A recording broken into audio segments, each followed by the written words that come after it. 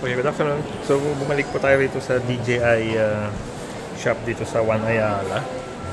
So, based sa reviews po sa YouTube, actually yung Action 4 po sanang kukunin natin. Kaso, after checking, wala na pong available. Then, Action 5 na lang po ang available. And, Adventure Combo lang po.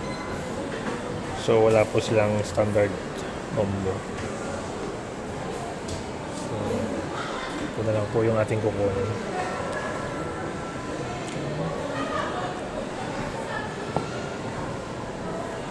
Ito po yung kanyang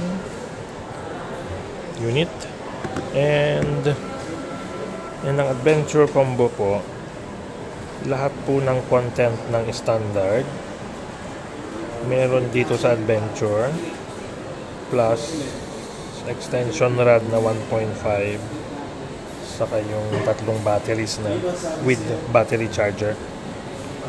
So yun na po yung naging difference na 5,000 pesos, pero parang worth naman po kasi yung dagdagan ng dalawang battery charger, saka itong extension rod pa lang po, na sulit na yung 5,000.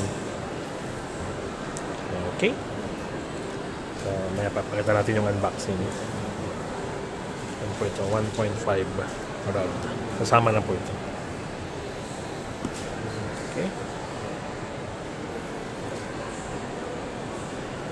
salamat po.